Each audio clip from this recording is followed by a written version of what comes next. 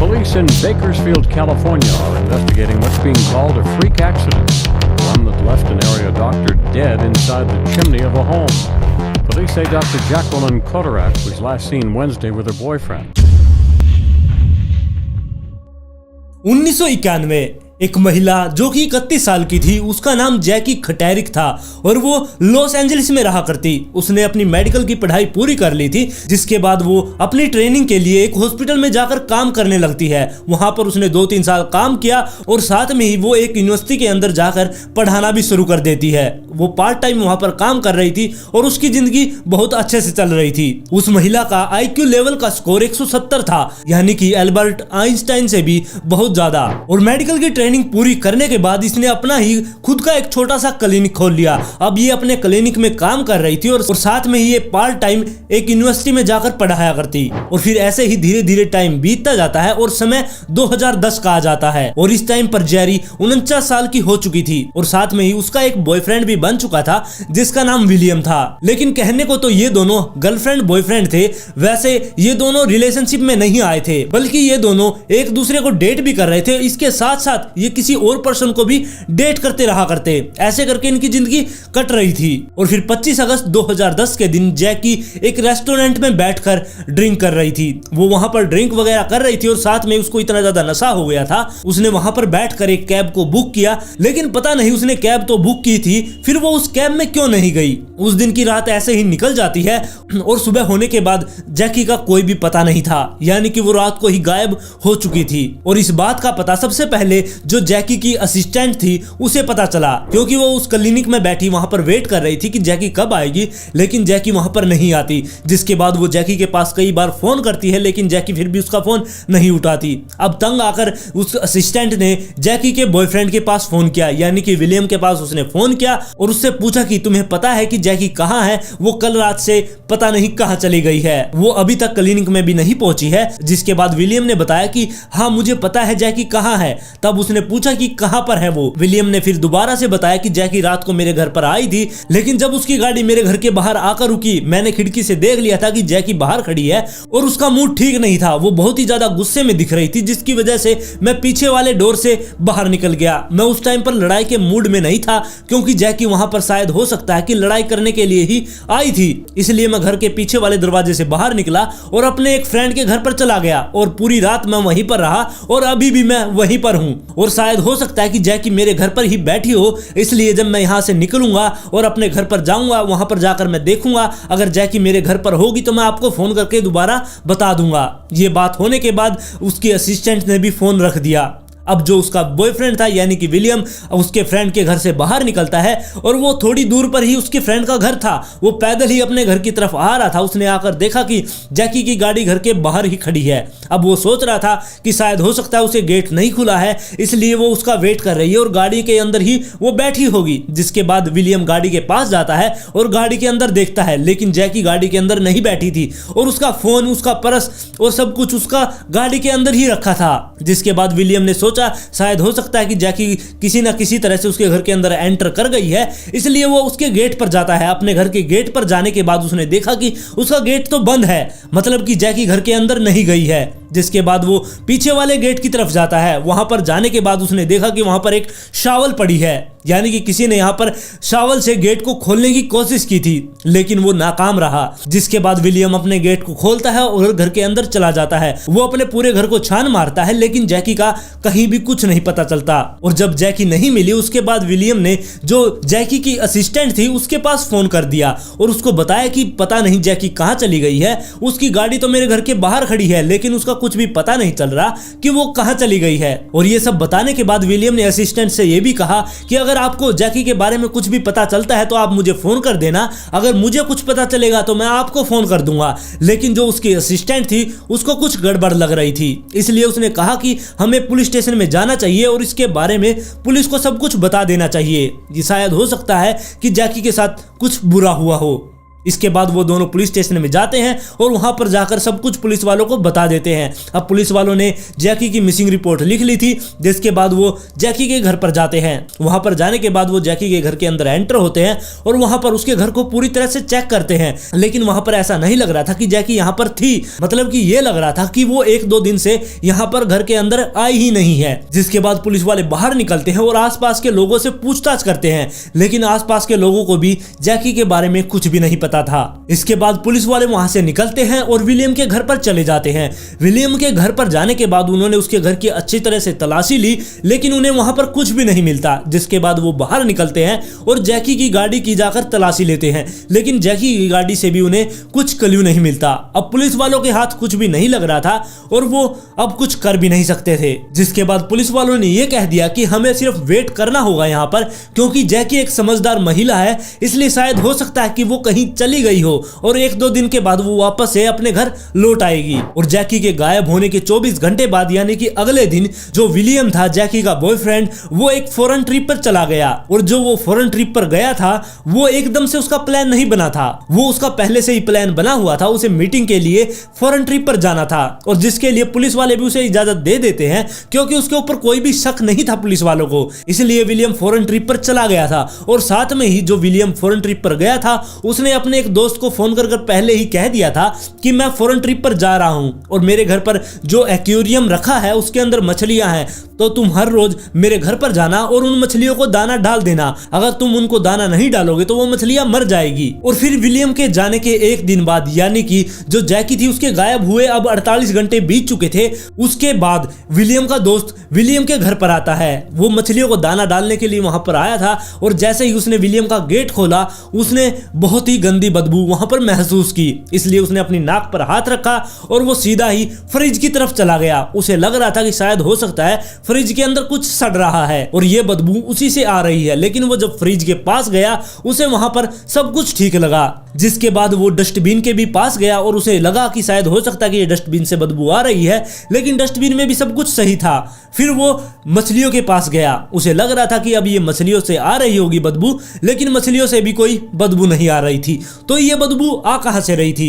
अब वो पूरे घर में ढूंढने लगा और वो पूरे घर में ढूंढते ढूंढते वो फायर प्लेस के पास पहुंच गया, यानी कि वो जगह जहां पर सर्दियों में आग जलाई जाती है पूरे कमरे को ठंडा करने के लिए, उस घर को ठंडा करने के लिए जिस जगह पर आग जलाई जाती है वहां पर वो पहुंच चुका था। और उसके ऊपर एक बहुत लंबी चिमनी बनी होती है जिससे बाहर धुआं चला जाए, घर के अंदर वो धुआं ना रहे। अब उसने उस चिमनी के अंदर घुसकर देखा, तब उसे पता चला कि ये बदबू तो यहां से आ रही है। अब वो चिमनी के अंदर अपना सर घुसाता है, लेकिन उसे वहां पर नीचे से बदबू नहीं आ रही थी, उसे ऊपर से बदबू आ रही थी। जिसके बाद वो अपनी गर्दन को घुमाकर ऊपर की साइड देखता है, तब उसे एक इंसान की वहां पर 2 टांगे लटकी हुई दिखाई दी, जिसे देखकर वो बहुत ज्यादा डर गया और उसने अपनी नाक पर हाथ रखा और वो एकदम से पीछे हटा।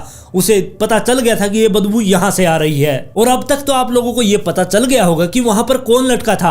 जी हाँ, वो जैकी ही थी जो उस चिमनी में फंसी हुई थी। तो उस दिन उसके साथ ऐसा क्या हुआ जो वो उस चिमनी के अंदर फंस गई? तो इसको जानने के लिए हमें स्टोरी में थोड़ा पीछे जाना होगा, यानी कि जिस दिन वो रेस्टोरेंट के अंदर बैठकर ड्रिंक कर रही थी, जैकी वहां पर ड्रिंक वगैरह कर रही थी और उसने एक कैब को भी बुक कर लिया था, लेकिन वो कैब वहां पर आ पाती उससे पहले ही जैकी अपनी गाड़ी उठाती है और वहां से निकल जाती है। वो सीधे ही अपने बॉयफ्रेंड के घर पर जाती है, यानी कि विलियम के घर पर वो पहुंच गई थी। वहां पर जाने के बाद वो अपनी गाड़ी पार्क करती है और वो विलियम के घर की तरफ जाने लगती है। और जैसा मैंने आप लोगों को पहले ही बता दिया था कि विलियम ने जब जैकी को आते हुए देखा था वो अपने घर के पीछे वाले दरवाजे से बाहर निकल गया था। अब जैकी जैसे ही उसके घर की तरफ बढ़ी उसने फ्रंट डोर की बेल बजाई, लेकिन अंदर से कोई भी रिस्पॉन्स नहीं आ रहा था। जिसके बाद वो वहां पर कई देर तक खड़ी रहती है और बेल को बजाती रहती है, लेकिन उसने देख लिया कि अंदर से कोई भी आवाज नहीं आ रही है और उसे ये लग रहा था कि विलियम घर के अंदर ही है, वो गेट को नहीं खोल रहा। जिसके बाद वो घर के पीछे की साइड जाती है बैक डोर पर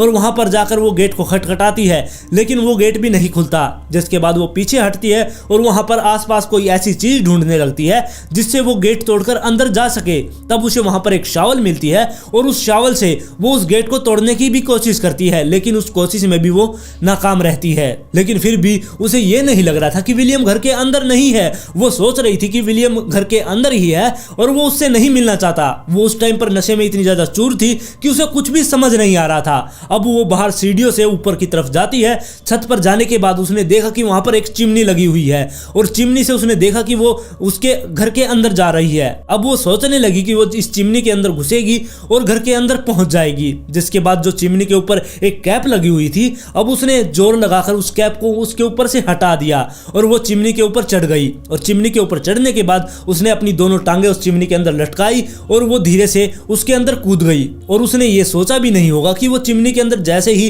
कूदेगी वो एकदम से नीचे की तरफ जाएगी। और फिर हुआ भी कुछ ऐसा ही, वो जैसे ही उस चिमनी के अंदर उतरती है वो एकदम से नीचे की तरफ जाने लगती है।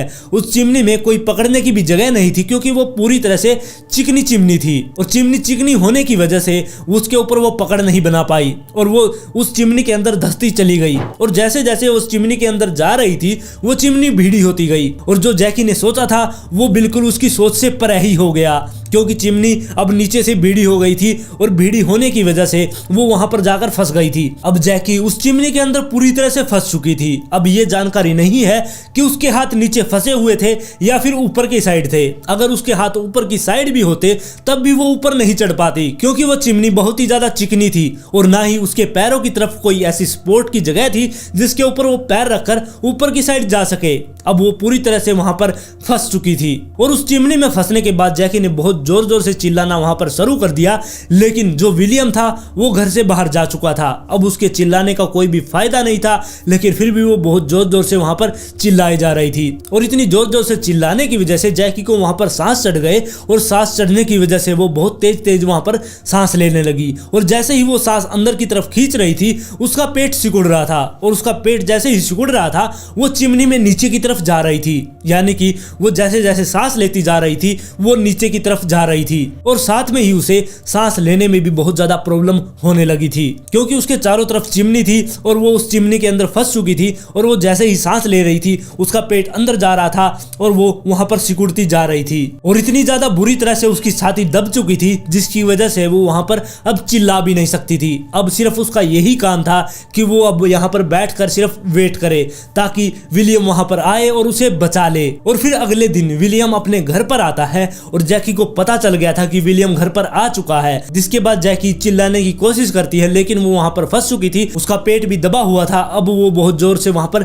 नहीं चिल्ला सकती थी, इसलिए वो वहां पर बहुत धीरे धीरे वहां पर चिल्लाने की कोशिश करती है लेकिन वो आवाज विलियम तक नहीं पहुंची, जिसकी वजह से विलियम को ये नहीं पता चला कि जैकी घर के अंदर ही मौजूद है। और जैकी वहां पर 2 दिन तक उस चिमनी के अंदर फंसी रही और जब वो स्टार्टिंग में वहां पर फंसी थी और वो जोर जोर से जब चिल्ला रही थी तब जो वहां के आस पड़ोस के लोग थे उन्होंने जैकी की आवाज को सुन लिया था। लेकिन उन्होंने जब बाहर आकर देखा उन्होंने देखा कि वहां पर कुछ बच्चे हैं जो खेल रहे हैं। तब उन्हें लगा कि ये बच्चे ही हेल्प हेल्प चिल्ला रहे होंगे, जिसके बाद वो पड़ोसी अपने अपने घर के अंदर चले जाते हैं और जैकी वहीं पर फंसी की फंसी रह जाती है। और फिर 2 दिन तक जैकी वहां पर फंसी रही और उसकी चेस्ट इतनी ज्यादा क्रैश हो चुकी थी जिसकी वजह से उसकी बहुत ही ज्यादा दर्दनाक वहां पर मौत हो गई। और उस जैकी की मौत होने के बाद जो विलियम का दोस्त था उसने उसकी बॉडी को देख लिया था। अब उसने पुलिस वालों के पास फोन किया और वहां पर जो फायर फाइटर थे वो वहां पर आते हैं। वहां पर आने के बाद उन्होंने विलियम के घर की जो चिमनी थी उसको तोड़ा और उसकी यानी कि जैकी की लाश को बाहर निकाला। और जैकी की बॉडी को उस चिमनी से बाहर निकालने के लिए भी फायर फाइटर को 5 घंटे लगे। 5 घंटे तक उन्होंने वहां पर पूरी मेहनत की, उन्होंने चिमनी को तोड़ा और उसकी डेड बॉडी को बाहर निकाला। और डेड बॉडी को बाहर निकालने के बाद जो पुलिस वाले थे उन्होंने किसी को भी इसका दोषी नहीं ठहराया। इस केस को एक एक्सीडेंट का केस बनाकर बंद कर दिया गया। और यहाँ पर सारी की सारी गलती ही जैकी की ही थी, क्योंकि अगर वो इतना ज़्यादा नशा ना करती और वो इतना ज़्यादा नहीं सोचती कि वो चिमनी से नीचे उतर जाएगी तो वो आज जिंदा होती।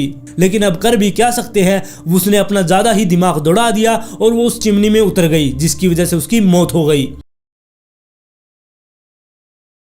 1970 अमेरिका, जहां पर एक एली लोवेल नाम की लड़की का जन्म हुआ और वो बचपन से ही बहुत ही ज्यादा पढ़ाई में होशियार थी और जिसके चलते उसने 18 साल की उम्र में ही पीएचडी पूरी कर ली थी फिजिक्स से। यानी कि वो बहुत ही कम उम्र में उसने अपनी पीएचडी पूरी कर ली थी, जिसकी वजह से उसका बहुत ज़्यादा नाम हो गया। और फिर ऐसे ही धीरे धीरे टाइम बीतता जाता है और जल्द ही उसने शादी भी कर ली। शादी होने के बाद 1996 में उसने न्यूयॉर्क में जाकर अपने पति के साथ वो शिफ्ट हो गई और वहीं पर रहने लगी। और यहाँ पर वो अपने 3 बच्चों के साथ ही आई थी, क्योंकि शादी के बाद उसके 3 बच्चे भी हो चुके थे। अब ये पूरा का पूरा परिवार न्यूयॉर्क में शिफ्ट हो गया था और बड़े मजे से यहाँ पर रह रहा था। और फिर एक दिन एली को ऐसा लगा कि उसकी थाई पर किसी चीज ने काटा है। उसकी थाई पर कुछ ऐसा लग रहा था जैसे कि किसी मच्छर ने काट लिया है और वहां पर रेड रेड रैशेस सा हो गया था, जिसे देखकर उसे लगा कि कोई नॉर्मल सी चीज होगी, कोई मच्छर वगैरह उसे काट गया होगा। उसने कोई ज्यादा इसकी फिक्र नहीं की, लेकिन वो धीरे धीरे वो बड़ा होता गया। उसे उसकी अब टेंशन होने लगी थी कि ये क्या बीमारी उसको लग गई है। जिसके बाद वो डॉक्टर के पास हॉस्पिटल में जाती है। वहां पर जाकर उसने डॉक्टर से चेक करवाया, लेकिन डॉक्टर ने भी उसकी रिपोर्ट वगैरह देखकर उसे कहा कि कुछ भी तुम्हारे अंदर ऐसा नहीं है कि हम इससे बता सके कि तुम्हें कुछ हुआ है। शायद हो सकता है किसी मच्छर ने ही तुम्हें काटा होगा और ऐसे ही ये रैशेस बढ़ रहा है। उन डॉक्टरों ने उसे कुछ दवाई लिख कर दे दी, लेकिन कुछ हफ्ते ऐसे ही बीत गए, फिर भी वो ठीक नहीं हुई और उसका जो वो रेड कलर का रैशेस था वो ऐसे ही बढ़ता रहा, जिसे देखकर उसे अभी भी फिक्र होती रहती थी कि ये क्या बीमारी उसे लगी हुई है जो ठीक होने का नाम ही नहीं ले रही। और अब धीरे धीरे एली की तबीयत और भी ज्यादा खराब होने लगी। रात को उसको बहुत तेज बुखार हो जाया करता, पूरी तरह से वो पसीने में भीग जाया करती, उसका पूरा बदन टूटने लग जाया करता। उसकी इतनी हिम्मत नहीं हुआ करती कि वो अपने बेड से उठ जाए। इसलिए वो बहुत ज़्यादा टेंशन में रहने लगी कि उसको ऐसी क्या बीमारी हो गई है कि उससे बेड से भी नहीं उठा जा रहा। इसके बाद एली ने अपना डॉक्टर चेंज किया, वो दूसरे हॉस्पिटल में गई और वहां पर जाकर उसने जांच करवाई। जिसके बाद जो वहां के डॉक्टर थे उन्होंने अच्छी तरह से उसकी जांच की। तब पता चला कि उसे लाइम डिसीज है, जो कि किसी छोटे कीड़े के काटने की वजह से होती है। और इस लाइम डिजीज का अब डॉक्टरों के पास कोई भी इलाज नहीं था, क्योंकि पहले जिस डॉक्टर को उसने दिखाया था उन्होंने कह दिया था कि तुम बिल्कुल ठीक हो। अगर उस टाइम पर ही ये पता चल जाता कि इसे लाइम डिजीज है, उस टाइम तो इसका इलाज हो जाता। लेकिन अब काफी टाइम बीत चुका था, इसकी वजह से अब इसका इलाज होना नामुमकिन था। अब वो इसी के साथ अपना जीवन काटने लगी और एली अब धीरे धीरे बहुत ही ज्यादा बीमार रहने लगी थी, जिसकी वजह से उसकी जॉब भी छूट गई, क्योंकि वो काम पर जाया नहीं करती, क्योंकि उससे बेड से उठा ही नहीं जाया करता, तो वो जॉब पर जाने का तो सवाल ही पैदा नहीं होता। जिसकी वजह से अब एली सारा दिन घर पर पड़ी रहा करती और उसके पति ने भी उससे डिवोर्स ले लिया, क्योंकि अब इन दोनों का रिलेशन अच्छा नहीं चल रहा था, क्योंकि एली सारा दिन बीमार पड़ी रहा करती और ये चीज उसके पति को पसंद नहीं थी, जिसकी वजह से वो दोनों अलग हो गए। और फिर धीरे धीरे ऐसे ही टाइम बीतता रहा और एली को इस डिजीज से लड़ते हुए अब 15 साल हो चुके थे। 15 साल से वो ऐसे ही बीमार हालत में पड़ी रहा करती। उसके शरीर में बिल्कुल ही कमजोरी आ गई थी, उससे चला भी नहीं जाया करता। जिसके बाद उसने हार मान ली। अब वो सोचने लगी कि मैं अब यहाँ से कहीं और शिफ्ट हो जाऊंगी, किसी गांव में, और वहां पर जाकर मैं आरामदायक मौत मरूंगी। और फिर जून 2011 में जब एली 42 साल की हो चुकी थी, उस टाइम पर वो कैलिफोर्निया के किसी गांव में जाकर शिफ्ट हो जाती है और वहीं पर रहने लगती है। फिर एक दिन वो अपने घर से बाहर निकलती है और वहां पर टहल रही थी। तभी उसे ऐसा एहसास हुआ कि उसे चक्कर आ रहे हैं। तभी वो अपने अंदर बेडरूम में जाती है और वहां पर जाकर लेट जाती है। उस टाइम पर उसने वहां पर अपने लिए एक केयर टेकर भी रखी हुई थी, जो उसको संभाला करती, क्योंकि उस टाइम तक एली इतनी ज्यादा कमजोर हो चुकी थी कि उससे अकेले से ही बेड से उठा नहीं जाया करता। जिसकी वजह से वो केयर टेकर 24 घंटे उसके साथ रहा करती, उसकी देखभाल करने के लिए। अगर उसे बाहर जाना हुआ करता तब भी वो उसे उठाकर लेकर जाया करती। खाना पानी के लिए भी वो केयर टेकर ही उसे खाना पानी दिया करती। अब एली पूरी तरह से उस केयर टेकर पर डिपेंड हो गई थी। और इस गांव में आने के बाद एली ने अपने डेथ की भी प्लानिंग शुरू कर दी थी। आप लोगों को सुनकर ही अजीब लग रहा होगा, लेकिन ये सच में था। एली अब ये सोच रही थी कि वो अब जल्द ही मर जाएगी और वो मरने की तैयारी भी उसने शुरू कर दी थी। उसने ये प्लानिंग की थी कि उसकी मौत उसकी मर्जी से होगी और जहां पर वो चाहती है वहीं पर होगी। और इसी की वजह से उसने दवाइयां लेना भी छोड़ दिया था। उसका मानना था कि अब वो दवाई और नहीं लेगी। वो चाहती थी कि अब उसकी जल्दी से मौत हो जाए और इस जिंदगी से वो छुटकारा पाए। और फिर जिस दिन वो वहां पर पहुंची थी, मतलब कि एली कैलिफोर्निया के उस गांव में जिस दिन आकर रही थी, उसी दिन से वो बेड पर लेटी हुई थी। अब उसे बेड पर लेटे हुए 3 दिन हो चुके थे। उसका मानना था कि वो जब नींद में होगी उसी टाइम पर उसकी मौत हो जाएगी, लेकिन उसकी मौत नहीं होती। वो ऐसे ही 3 दिन तक जिंदा रहती है, क्योंकि जब मौत आनी होती है वो तभी आती है अपने टाइम पर। और ऐसे करते हुए 3 दिन बीत गए थे और 14 जून का टाइम आ चुका था। 14 जून के दिन एली अपने बेड से उठने की कोशिश करती है। वो सोचती है कि मैं अभी तक मरी नहीं हूँ, इसलिए मैं थोड़ी देर बाहर घूम के आती हूँ। इसलिए वो अपनी केयर टेकर को बुलाती है और उसके सहारा लेकर वो बेड से उठती है। बेड से उठने के बाद उसकी केयर टेकर उसका हाथ पकड़ती है और उसके सहारे सहारे एली घर से बाहर निकलती है और बाहर निकलकर वो रोड के किनारे पर चलने लगती है। उस टाइम पर धूप निकली हुई थी और साथ में बहुत ज्यादा वहां पर हरियाली भी थी। वहां पर चारों तरफ फूल ही फूल लगे हुए थे, जिसे देखकर एली बहुत ही ज्यादा खुश हो रही थी। उसका मानना था कि भगवान ने उसे इतनी टाइम दिया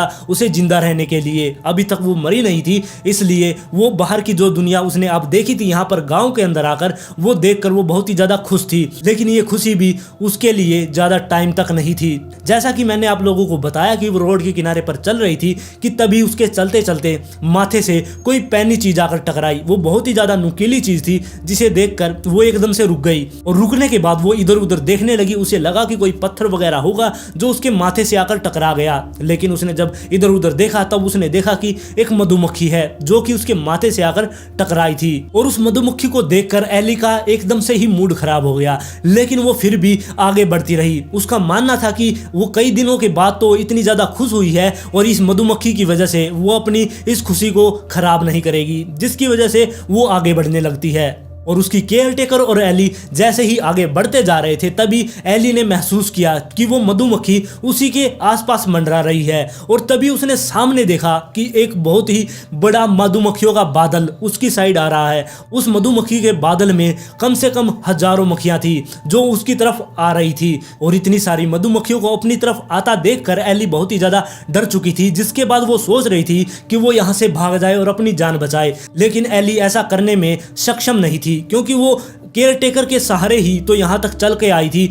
वो केयर टेकर के बिना एक कदम भी आगे नहीं रख सकती थी। लेकिन जब वो इतनी सारी मधुमक्खियां उसके सर के ऊपर आकर खड़ी हो गई तब वो धीरे धीरे उन मधुमक्खियों का बादल नीचे की तरफ आने लगा, जिसे देखकर वो केयर टेकर उसको छोड़कर भाग जाती है, क्योंकि उसको पता था कि वो एली की कोई भी अब मदद नहीं कर सकती। इसलिए वो एली को वहीं पर अकेला छोड़कर वहां से भाग जाती है। अब एली वहां पर खड़ी रहती है, लेकिन तभी धीरे धीरे वो मधुमक्खियों का बादल नीचे की तरफ आने लगता है और धीरे धीरे उसके सबसे पहले उन मधुमक्खियों ने एली के सर पर अटैक किया। उसके सर को खाते हुए वो नीचे तक जाती रही। उसकी पूरी बॉडी से अब वो सारी की सारी मधुमक्खियां चिपक गई थी।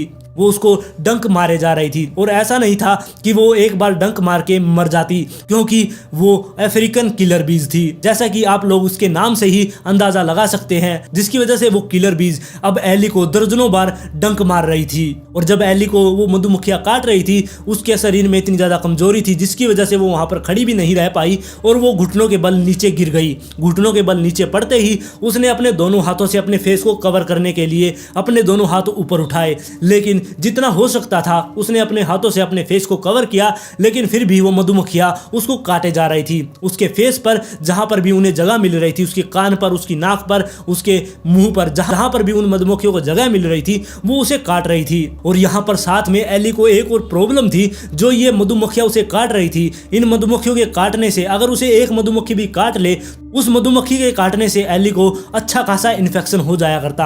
और अब उसे पता था कि इतनी हजारों की संख्या में उसे मधुमक्खियां काट रही है तो उसका जिंदा रहना मुश्किल ही नहीं, नामुमकिन है। और एली जब इस गांव के अंदर आई थी वो सोच रही थी कि मैं यहाँ पर आकर बहुत ही हसीन मौत मरूंगी। अब एली को यह एहसास हो गया था कि वो जल्द ही मरने वाली है और उसकी मौत लोगों के सामने एक तमाशा बनकर रह जाएगी, क्योंकि वो तड़प तड़प कर यहाँ पर मरने वाली थी। क्योंकि वो इतनी सारी मधुमक्खियां जो उसके चिपकी हुई थी वो सारा का सारा जहर उसके शरीर के अंदर डाल चुकी थी। अब एली को पता था कि वो थोड़ी देर की ही मेहमान है, 5-10 मिनट बाद उसकी यहाँ पर डेड बॉडी पड़ी होगी रोड के किनारे पर और आते जाते लोग उसके बारे में बात करेंगे और उसकी मौत बहुत ही ज्यादा ऑकवर्ड होकर रह जाएगी। और ये जितनी भी मधुमक्खियां एली को काट रही थी वो 1 मिनट तक एली को काटती रही। 1 मिनट के बाद जब वो सारी की सारी मधुमक्खियां उसे काट कर उड़ गई, उस टाइम पर एली को बहुत ही ज्यादा पेन हो रहा था। उसके लिए वो 1 मिनट काटना बहुत ही ज्यादा मुश्किल था। आप लोग सोच सकते हैं कि उस टाइम पर जो 1 मिनट जो मधुमक्खियां उसे काट रही थी उस टाइम पर उसके साथ क्या बीत रही होगी।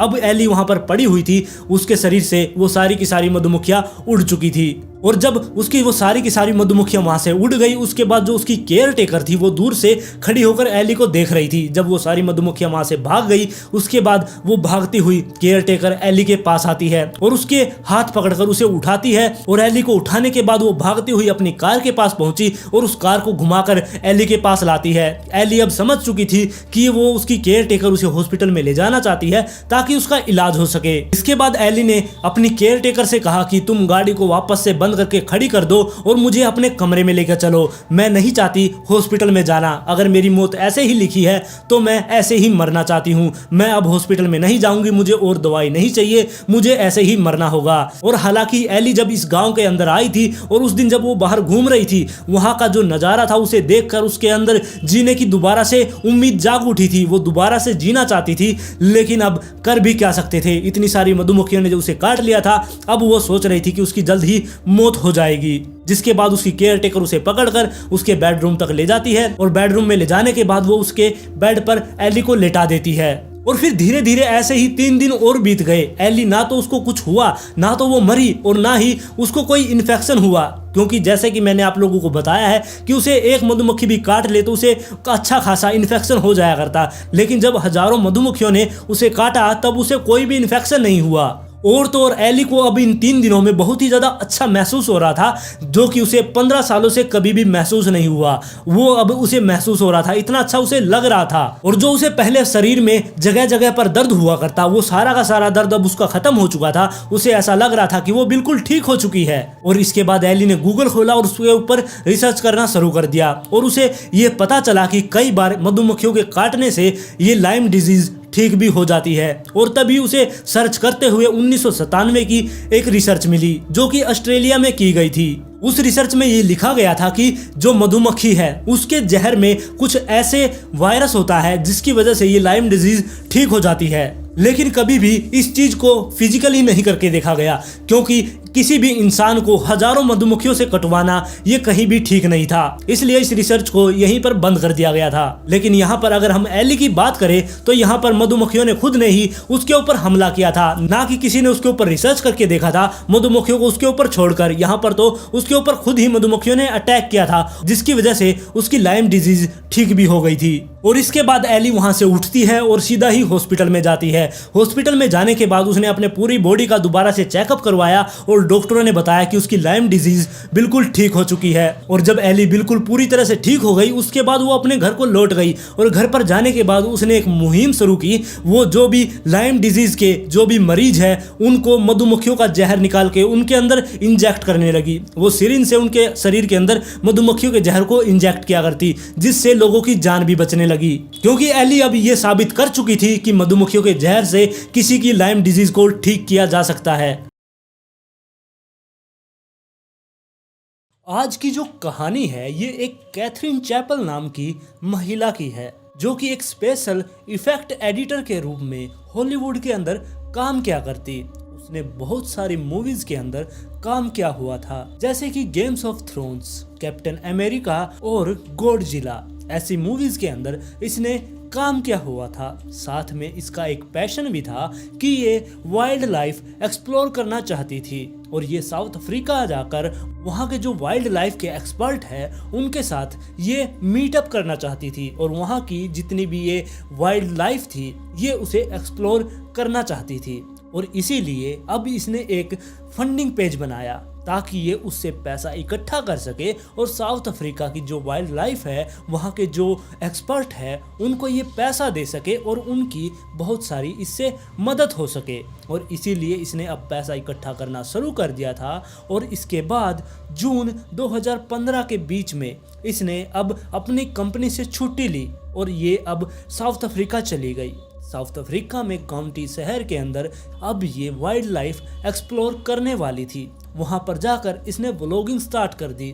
ये हर दिन की अपनी रिकॉर्डिंग किया करती और नेट के ऊपर डाल दिया करती। इसने ये भी सोच रखा था कि ये जितना भी यहाँ पर घूमेगी एनिमल्स वगैरह की ज़िंदगी के बारे में, उनके रहन सहन के बारे में ये बिल्कुल डिटेल से जानना चाहती थी। और इसका मानना था कि ये आगे चलकर एनिमल्स पर, उनकी लाइफ के ऊपर एक फिल्म भी बनाएगी। और इसीलिए ये यहाँ पर अब आई हुई थी। और इसने यहाँ पर अपना व्लॉग स्टार्ट कर दिया था और साथ में इसने यहाँ के एक लोयन पार्क के अंदर विजिट करना था। उस लोयन पार्क के अंदर ये घूमने जाने वाली थी, जिसकी वजह से इसने एक टूर कंपनी से वहाँ से अपने टूर का पैकेज बनवाया।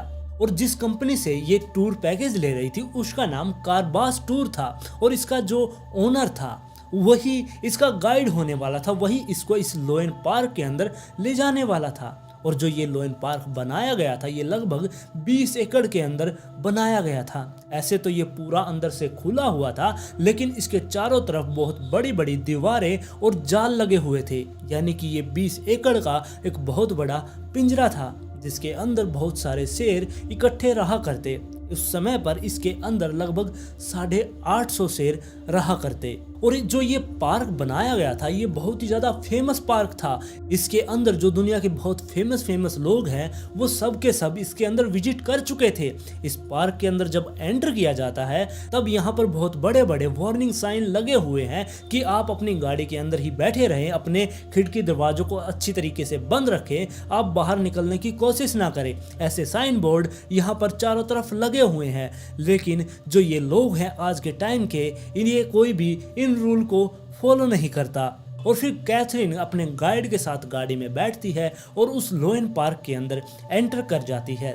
जैसे ही वो उस लोयन पार्क के अंदर घुसी उसने देखा कि सामने बहुत सारे शेर धरती पर जमीन के ऊपर लेटे हुए हैं। वो उस टाइम पर जो धूप उनके ऊपर पड़ रही थी उनका मजा ले रहे थे, वो अपने शरीर की सुस्ती वहां पर निकाल रहे थे। उन्हें देखकर जो ये कैथरीन थी ये बहुत ही ज्यादा खुश हो रही थी, क्योंकि उसने पहली बार अब इन शेरों को इतनी पास से देखा था। और इस दुनिया के अंदर एक कहावत भी प्रचलित है कि किसी जंगल के अंदर से किसी जानवर को बाहर तो निकाल सकते हैं, लेकिन उसके अंदर का जो भयानक उसका जो रूप है, उसके भयानक व्यवहार को हम नहीं निकाल सकते। ऐसा ही हमने बहुत सारे केसों में देखा है जिसके अंदर ये जंगली जानवर अपने ही ओनर के ऊपर अटैक कर देते हैं। खैर, जो ये अब कैथरीन थी ये अंदर एंटर कर चुकी थी। इसने सामने देखा बहुत सारे शेर जमीन पर लेटे हुए थे। उनको देखकर ये बहुत ही ज्यादा खुश हो रही थी और अब इसकी गाड़ी उन शेर के पास जाकर रुक चुकी थी। और गाड़ी रुकने के बाद इसने देखा कि जो शेर थे वो बिल्कुल इसके पास थे। इसने अपना कैमरा उठाया और उन शेर की ये जूम कर करके फोटो क्लिक करना स्टार्ट कर देती है। लेकिन जैसे ये उसकी फोटो ले रही थी इसको मजा नहीं आ रहा था, इसको वो फोटोज क्लियर नहीं लग रही थी। इसलिए इसने सोचा क्यों न इसकी जो कार की विंडो है इसको नीचे कर दिया जाए और कैमरे को बाहर निकाल कर इनकी अच्छे तरीके से फोटो ली जाए। और यही सोचकर अब उसने अपनी कार की विंडो को नीचे कर दिया और अपने कैमरे को बाहर निकाला और शेर की अच्छे तरीके से फोटो लेना स्टार्ट कर दिया। ये बहुत अच्छे तरीके से अब क्लियर उन शेर की फोटो इसके कैमरे में कैप्चर हो रही थी। और जब ये कैथरीन अपने कैमरे के अंदर उन शेरों की फोटो लेने में बिजी हो रखी थी कि तभी उससे थोड़ी दूर पर एक फीमेल लोयन बैठी थी। उसने जैसे ही देखा कि जो कैथरीन है इसका विंडो खुला हुआ है, वो वहां से उठती है और कैथरीन की गाड़ी की तरफ जाना शुरू कर देती है। वो धीरे धीरे अब कैथरीन की गाड़ी की तरफ बढ़ रही थी। और जो ये कैथरीन थी ये तो अपने फोटो खींचने में बिजी थी, इसने बिल्कुल भी ध्यान नहीं दिया कि एक फीमेल लोयन उसकी तरफ आ रही है।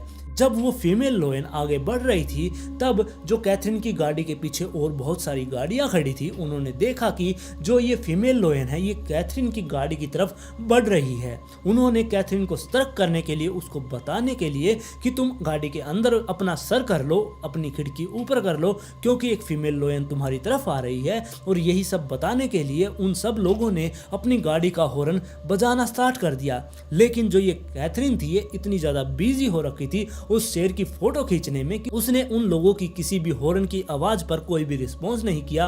उसने मुड़कर पीछे देखा ही नहीं कि ये लोग क्या कहना चाहते हैं। वो तो बस अपने बिजी हो रही थी उस शेर की फोटो खींचने के अंदर। और कैथरीन अपने फोटो खींच ही रही थी कि तभी जो वो फीमेल लोयन थी वो कैथरीन की गाड़ी के बिल्कुल पास आ गई। उसने अपने दोनों पंजों को उठाया और उसकी खिड़की के ऊपर रख दिया और अपना फेस बिल्कुल उसकी खिड़की के अंदर घुसा दिया और वो अंदर का जायजा लेने लगी। वो देख रही थी क्या मैं इनके ऊपर अटैक करूं या नहीं। और जो ये कैथरीन थी वो एकदम से हड़बड़ा गई, वो बहुत ही ज़्यादा घबरा चुकी थी, उसको समझ नहीं आ रहा था कि वो क्या करे। अब उसके मन में तो यही चल रहा था कि उसने ये बहुत बड़ी गलती कर दी है अपनी खिड़की खोलकर, लेकिन अब वो कर भी क्या सकती थी। उसका पहले तो यही मानना था कि जो ये यहाँ पर शेर है जितने भी इस पिंजरे के अंदर, ये बहुत ही ज़्यादा पालतू किस्म के हैं, और जब ये खिड़की से फीमेल लोयन नीचे उतरेगी तब मैं अपनी खिड़की को वापस से बंद कर लूँगी। लेकिन ऐसा कुछ भी नहीं होने वाला था, और जो ये कैथरीन थी इसने ये सब सोचने से पहले अपनी खिड़की को बंद करने की भी कोशिश की थी, लेकिन जो वो फीमेल लोयन थी उसने अपना सारा वेट उस खिड़की के ग्लास के ऊपर रख रखा था, जिसकी वजह से वो ग्लास ऊपर ही नहीं उठ रहा था। और कैथरीन ने हड़बड़ाहट में अपनी सीट बेल्ट खोलने की भी कोशिश की, लेकिन वो सीट बेल्ट भी नहीं खुलती। इसने पीछे होने की भी कोशिश की, लेकिन उसकी गाड़ी में पीछे होने की बिल्कुल भी जगह ही नहीं थी। जो ये फीमेल लोयन थी इसके फेस के बिल्कुल पास में थी, ये इसकी सांसों को बिल्कुल क्लियर महसूस कर पा रही थी। और ये सारी घटना होते हुए अब कुछ सेकंड ही बीते थे कि तभी जो ये फीमेल लोयन अपनी खिड़की के अंदर सर डाला हुआ था, इसने कैथरीन के गले पर हमला कर दिया। उस फीमेल लोयन ने कैथरीन की गर्दन पर यहाँ से हमला कर दिया, यहाँ से पकड़कर उसने उसकी गर्दन को खींच निकाला। उसके अंदर से बहुत सारा ब्लड, उसकी जो खून वाली नसें थी और उसका बहुत सारा मांस, ये सब कुछ निकाल कर वो गाड़ी से बाहर आ गई, और जिसकी वजह से जो कैथरीन थी उसके अंदर से बहुत सारा ब्लड बहने लगा। और दूसरी तरफ जो कैथरीन का गाइड उसके साइड में बैठा था वो भी उसकी मदद करने की कोशिश कर रहा था, लेकिन जो वो इतनी बड़ी फीमेल लोयन थी वो किसी के भी काबू में नहीं आने वाली थी। उसने तो अपना काम कर दिया था, उसने कैथरीन के गले से मांस फाड़ कर वो बाहर खड़ी हो गई। और जब ये फीमेल लोयन उस खिड़की से अपना सर बाहर निकालती है, इसके मुंह से बहुत सारा खून बाहर निकल रहा था, जिसकी वजह से अब जितने भी लोग पीछे गाड़ियों के अंदर बैठे हुए थे वो समझ चुके थे कि इस गाड़ी के अंदर बैठने वाले पैसेंजर पर इस शेर ने हमला कर दिया है। वो सब कुछ समझ पाते उससे पहले ही जो ये फीमेल लोयन थी ये दोबारा से कैथरीन की गाड़ी के पास जाती है, उसकी खिड़की पर दोबारा से अपने पंजे गड़ाकर अपना फेस वापस से अंदर की तरफ घुसा देती है, और अपने जबाड़े से उसके फेस को दोबारा से पकड़ लेती है। और ना सिर्फ उसके चेहरे पर उसने दांत गड़ा दिए थे, बल्कि उसके चेहरे से बहुत सारा मांस निकाल कर वो बाहर चली गई। और जो ये दोनों अटैक हुए थे ये सिर्फ 1 मिनट के अंदर हो चुके थे। और दूसरी तरफ जो कैथरीन का गाइड था जो उसके साथ में बैठा हुआ था, उसने तब तक सिक्योरिटी के पास फोन कर दिया था, और अपने दोनों हाथों से वो उसके ब्लड को रोकने की कोशिश कर रहा था, लेकिन वो इतना ज़्यादा बुजुर्ग था और साथ में उसकी चेस्ट के अंदर भी दर्द होना स्टार्ट हो गया था। उसके हाथ पैर भी काम नहीं कर रहे थे, लेकिन फिर भी उसने एक हाथ अपनी चेस्ट पर रखा और दूसरे हाथ से वो कैथरीन के गले को दबाए रख रहा था, ताकि उसके अंदर से बहुत सारा खून ना बहाए, उसकी मौत ना हो जाए। इसलिए वो उसके गले पर अपना हाथ दबाए हुए था। और फिर कुछ ही देर में उस पार्क के स्टाफ के लोग भी वहां पर अपनी गाड़ी लेकर पहुंच जाते हैं। उन्होंने सबसे पहले वहां पर आकर जितने भी वहां पर बाहर के शेर बैठे थे उन सब शेरों को वहां से भगा दिया, जिसके बाद वो कैथरीन की गाड़ी के पास आते हैं, कैथरीन को गाड़ी से उतार कर वहां जमीन पर नीचे ही लेटा देते हैं। और वो उसके हालत को देखकर बहुत ज़्यादा घबरा चुके थे, उनको समझ ही नहीं आ रहा था कि वो इसकी मदद कैसे करे। और जो वो कैथरीन का गाइड था वो उनके ऊपर चिल्ला रहा था कि तुम इसकी मदद करो, इसको बचाओ, लेकिन वो जितने भी स्टाफ वाले लोग थे वो कैथरीन की हालत को देखकर बहुत ही ज़्यादा डर चुके थे, उन्हें समझ ही नहीं आ रहा था। और थोड़ी देर के बाद वहाँ पर एम्बुलेंस आ चुकी थी, लेकिन एम्बुलेंस आने में अब देर हो चुकी थी, क्योंकि अब तक जो ये कैथरीन थी इसकी मौत हो गई। फिर कैथरीन के परिवार वालों को और उसके बॉयफ्रेंड को इस हादसे के बारे में पता चला। तब जो कैथरीन का बॉयफ्रेंड था वो एकदम से टूट चुका था, वो एकदम से रोने लगा, वो कुछ बोल ही नहीं पा रहा था। उसने ये बताया था कि जब कैथरीन टूर पर जा रही थी तब मैंने उसको बहुत ज़्यादा समझाया था कि वो अपनी कार के अंदर बैठी रहे, वो विंडो से बाहर ना निकले, वो दरवाजे खोलकर भी बाहर ना देखे, लेकिन पता नहीं उसने ऐसा क्यों किया, उसने अपनी गाड़ी की खिड़की खोली ही क्यों। और दूसरी तरफ जो कैथरीन का गाइड था उसको भी बाद में हॉस्पिटल ले जाया गया, क्योंकि जब वो कैथरीन की मदद कर रहा था उस टाइम पर जो लोयन थी उसने उसके हाथ पर भी काट लिया था, जिसकी वजह से उसे हॉस्पिटलाइज करना पड़ा। और वहां पर जाकर ये भी पता चला कि जो उसकी चेस्ट के अंदर दर्द उठ रहा था वो उसे हार्ट अटैक आया था, लेकिन उसने अपने हार्ट अटैक की परवाह ना करते हुए बल्कि उसने कैथरीन की जान बचाई। लेकिन जो कैथरीन थी वो अपनी गलती की वजह से वहां पर मारी गई। और इसके बाद बहुत सारे लोगों ने ये ऑब्जेक्शन उठाया कि इस पार्क को बंद कर दिया जाए, इस लोयन के खिलाफ भी कोई एक्शन लिया जाए। लेकिन ये पार्क ऐसे का ऐसा चल रहा है, उस लोयन के खिलाफ भी कोई एक्शन नहीं लिया गया क्योंकि उसकी कोई भी गलती नहीं थी। अगर किसी शेर के आगे आप मांस डालोगे तो वो तो खाएगा ही।